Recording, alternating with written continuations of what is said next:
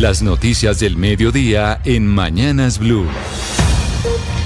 Al mediodía, como siempre, nos conectamos con los periodistas del servicio informativo de Blue Radio para que usted esté actualizado de lo que está pasando en Colombia. Y sigue la novela de los pasaportes en nuestro país, porque no se sabe qué va a pasar con el futuro de ese documento tan importante. La Cancillería anunció urgencia manifiesta para prorrogar el contrato con Thomas Gregg & Sons, esta empresa que ha venido haciendo los pasaportes durante tantos años. Pero mientras tanto, el presidente Gustavo Petro advirtió que eso no lo va a permitir. La canciller Laura Sarabia entonces se pronunció. ¿Qué dijo Catherine Ávila?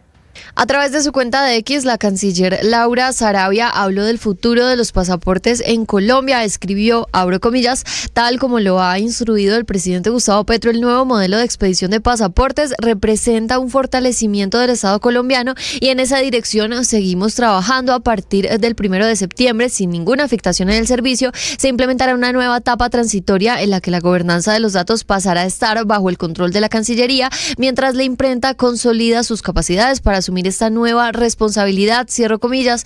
Esto luego de que la Cancillería ayer confirmara que prorrogaría durante 11 meses más el contrato de expedición de pasaportes con Thomas Gregg & Sons vía urgencia manifiesta. El presidente Gustavo Petro dijo en su Consejo de Ministros que él no permitiría esto. Sin embargo, la decisión se toma porque la imprenta nacional todavía no está lista para asumir esta tarea en alianza con el gobierno de Portugal. Esta semana se firmará un acuerdo de cooperación entre la Imprenta Nacional de Colombia y la Casa de Moneda de ese país con el objetivo de fortalecer las capacidades técnicas y tecnológicas para que la entidad pueda asumir esta tarea. Ese contrato debe ser respaldado con vigencias futuras que ahora deben gestionarse desde el Ministerio del Interior. La Cancillería asumirá el proceso como un cambio de proveedor. 12:08 y cambiamos de tema porque el Centro Democrático le está pidiendo al presidente Gustavo Petro y a su ministro de Justicia, Eduardo Montealegre, que antes de pensar en una ruptura institucional convocando una Asamblea Nacional Constituyente, se dediquen a resolver los problemas que tiene el país sobre la corrupción, el problema de la salud y también la situación de orden público. Mateo Piñeros. Pues el ministro de Justicia, Eduardo Montealegre, explicó una manera que tiene el gobierno para abrirle el camino a la Asamblea Nacional Constituyente sin necesidad de seguir el trámite ante el Congreso. Él habló de una octava papeleta en las elecciones de marzo del 2026 y un proyecto de ley de iniciativa popular respaldado por firmas ciudadanas. Desde el Centro Democrático le están respondiendo a Montealegre asegurando que esa idea del funcionario tiene un estilo parecido al de Fidel Castro en Cuba y al de Hugo Chávez en Venezuela, pero además también asegura que el presidente Petro lo que busca es una constitución que se adapte a sus intereses. Señalan textualmente, el socialismo del siglo XXI ha demostrado ser un fracaso, generando pobreza y sufrimiento. No necesitamos una ruptura constitucional, sino un gobierno que priorice las necesidades de los colombianos. Este partido de oposición también le pide al presidente concentrarse en las soluciones de los temas reales, como la seguridad, la salud y la corrupción. Gracias, Mateo. Y durante la audiencia en contra del expresidente Álvaro Uribe Vélez, la Fiscalía concluyó que las cartas enviadas por 3 exparamilitares a la Corte Suprema de Justicia en favor del exmandatario son falsas. Sergio Barbosa, ¿cómo se adelanta esta audiencia final en contra del exmandatario? Durante el segundo día de alegatos de conclusión en el juicio que se lleva en contra del expresidente Álvaro Uribe por presunta manipulación de testigos, la fiscal del caso Marlene Orjuela retomó la palabra para continuar sus argumentos del por qué la fiscalía debería proferir un fallo condenatorio en contra del expresidente, quien se ha declarado inocente de los 3 delitos que se le atribuyen. Lo que ha señalado la fiscal esta mañana es que las cartas enviadas por los exparamilitares Giovanni Cadavid, Máximo Cuesta y Elmo José Mármol a la Corte Suprema de Justicia, esto en favor del expresidente Uribe, son falsas y no fueron escritas de forma voluntaria. Incluso dijo la fiscal que el abogado Diego Cadena habría redactado algunas de las cartas o estado presente cuando se elaboraron. Y por ello, al tratarse de cartas espurias y suscritas de esa manera, queda demostrado en este evento que efectivamente fueron allegadas ante la Corte Suprema de Justicia con el único propósito de allegar prueba falsa y cometer un delito de fraude procesal. El caso contra el expresidente parte de la tesis de la Fiscalía de que en el año 2018 le habrían comentado al abogado Diego Cadena ir a sobornar a testigos en las cárceles para que lo desligaran de nexos con la creación de un grupo paramilitar a cambio de dádivas y beneficios judiciales. 12:11 minutos y nos vamos ahora a la ciudad de Cartagena porque allí las autoridades siguen censando los barrios afectados por el fuerte vendaval que reportó numerosas emergencias. Varias vías de la ciudad continúan obstruidas por la caída de árboles. Carlos Cataño. Techos, paredes, cables y árboles caídos dejan los vientos huracanados, las lluvias torrenciales y las tormentas eléctricas registradas anoche en Cartagena y poblaciones del norte de Bolívar. Las múltiples emergencias mantienen ocupadas las cuadrillas de los organismos de socorro, despejando las vías obstruidas por los desechos. Las familias afectadas son más de un centenar. Los daños materiales millonarios, pero por fortuna no hay registro de lesiones personales. Daniel Vargas, coordinador de la Oficina de Gestión del Riesgo de Desastres. Un nuevo balance con 42 reportes de árboles caídos, 32 emergencias por voladura cubierta.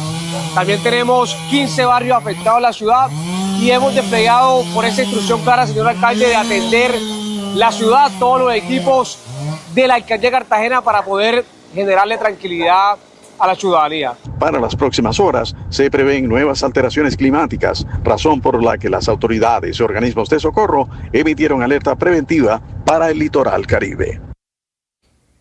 Y después de la polémica que se generó porque la esposa del exsubgerente de la Lotería de Medellín se ganara un premio de 1.000 millones de pesos, a esta hora la Superintendencia de Salud adelanta una inspección en la sede de esa entidad. Héctor David Santamaría.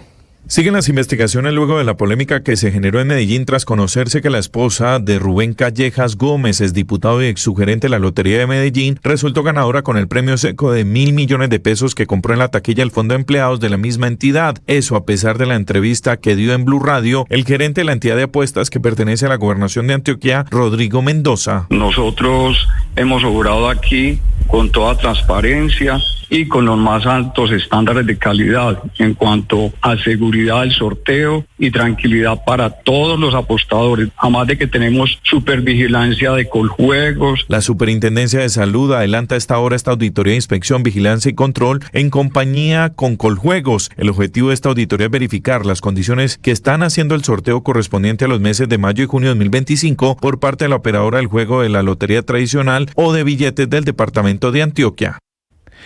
Y vamos ahora al departamento del Meta porque mucha atención permanece en zozobra el municipio de Mesetas en esta región del país por cuenta de la intimidación de las disidencias de las FARC que citaron a comerciantes y obligaron el cierre de sus establecimientos comerciales. Carlos Andrés Pérez en Villavicencio.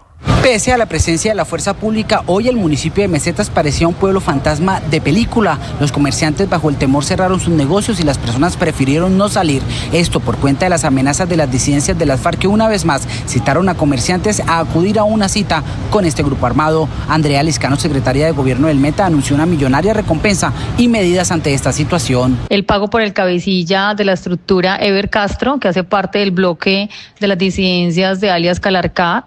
Este sujeto es el que está citando a los ciudadanos del Castillo, de Mesetas, de Lejanía, y lo está citando a la Uribe, allí a que hablen de temas y pagos de extorsión. Hasta 50 millones de pesos es el monto que la Gobernación del Meta está dando por este delincuente. La misma situación vive el departamento del Guaviare, donde ya completan 3 semanas en confinamiento en los 4 municipios por cuenta de amenazas y la disputa del territorio entre las disidencias.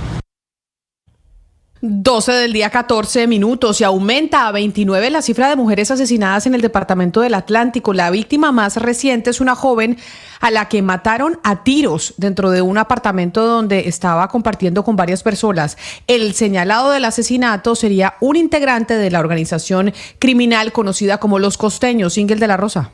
La violencia en todas sus expresiones, tanto en casa como en las calles, mantiene en riesgo latente a las mujeres del Atlántico. En lo corrido del año, 29 mujeres han sido asesinadas en este departamento, de las cuales 22 corresponden a crímenes ocurridos en el área metropolitana de Barranquilla, donde la más reciente víctima es una joven a la que asesinaron a tiros esta madrugada. El caso ocurrió en un conjunto residencial del municipio de Soledad, donde la víctima departía con varias personas en un apartamento hasta que un hombre que se encontraba allí le disparó por razones aún desconocidas. La diputada del Atlántico, Alejandra Moreno, lamentó esta nueva muerte y pidió a las autoridades aumentar sus acciones preventivas. Las mujeres en el departamento del Atlántico se enfrentan a ser instrumentalizadas por las bandas criminales y eso se suma a que la violencia intrafamiliar está disparada. El dueño del apartamento donde ocurrió el caso informó a la policía que logró desarmar al hombre que disparó y que este sería un presunto miembro de la banda Los Costeños que huyó en compañía de otra mujer. Y precisamente hay alerta en Santa Marta y en todo el departamento del Magdalena por el aumento de la violencia contra las mujeres en esta región del país. William Agudelo. La defensora de derechos humanos, Norma Vera Salazar, advirtió sobre la grave situación de violencia que atraviesa el departamento del Magdalena en un contexto de fortalecimiento de las gobernanzas armadas que recuerdan los peores tiempos del paramilitarismo en esta zona del país. En conversación con Blue Radio, Norma Vera explicó la ola de violencia que ha ido aumentando contra las mujeres en el Magdalena. De acuerdo con el Observatorio Colombiano de Feminicidios, durante el año 2024 se registraron en el Magdalena 30 feminicidios consumados y 39 feminicidios en grado de tentativa. En lo corrido del año 2025 se han reportado 21 feminicidios y 29 intentos de feminicidio. Y como consecuencia de estos hechos, al menos 16 niñas y 10 niños han quedado huérfanos después de que sus madres fueron asesinadas. En lo que va de este año, 20 mujeres han sido asesinadas en el Magdalena, lo que equivale al 16% de los homicidios totales que se han registrado en este departamento. Norma Vera Salazar hace un llamado a que las autoridades tomen acciones para cuidar la vida de la mujer magdalenense y de las colombianas en general. Y autoridades en el departamento de Santander están investigando ataques sicariales que dejan 2 personas muertas y 3 más heridas en violentos hechos registrados en las últimas horas en ese departamento. Javier Rodríguez. Durante las últimas 12 horas en Santander se han presentado hechos violentos que dejan 2 hombres muertos y 3 más heridos en Bucaramanga, Girón y Barrancabermeja. En la carrera 27 de la capital santanderiana fue asesinado a tiros un motociclista. En la zona rural de Girón, un pensionado fue atacado con un cuchillo en medio de una riña por una pareja de motociclistas. El comandante de la policía de la capital santanderiana, general Henry Bello, dijo además que ya hay información suficiente para capturar a los presuntos responsables del asesinato de un conductor de Uber. Tenemos unas cámaras de casas, de conjuntos residenciales, de establecimientos de comercio, y a partir de ese análisis ya logramos identificar e individualizar a los presuntos agresores. Además, en el Hospital Universitario de Santander está en estado crítico un joven de 18 años que recibió un tiro en la cabeza por pasar una frontera invisible en el norte de Bucaramanga. La noticia internacional. En el mundo, el presidente Donald Trump reveló que Estados Unidos tiene previsto hablar con Irán la próxima semana. Podríamos firmar un acuerdo, afirmó durante una rueda de prensa tras la cumbre de la OTAN en La Haya. No creo que sea necesario para mí. A mí me da igual si tenemos un acuerdo o no, dijo tras ser preguntado sobre el conflicto con Irán y el cese de los ataques. Lo único que queremos es que no tenga armas nucleares. Ahora están destruidas, las hemos reventado, aseguró Trump, después de criticar el informe del Pentágono que asegura que los ataques estadounidenses sobre las instalaciones nucleares iraníes solo retrasarán unos meses el desarrollo del programa atómico iraní. Well, it was so bad that they ended the war. It ended the war. Somebody said in a certain way, that it was so devastating, actually. El ataque terminó la guerra, defendió Trump. Por su parte, el portavoz militar israelí, brigadier general Efi Defrin, adoptó una posición más cautelosa, afirmando que Israel había asestado un golpe significativo al programa nuclear y lo había retrasado por varios años. El otro actor del conflicto, el Parlamento de Irán, aprobó un proyecto de ley para suspender la cooperación con el Organismo Internacional de Energía Atómica dependiente de la ONU. La medida todavía necesita la aprobación final del Consejo Supremo de Seguridad Nacional de Irán. La noticia deportiva.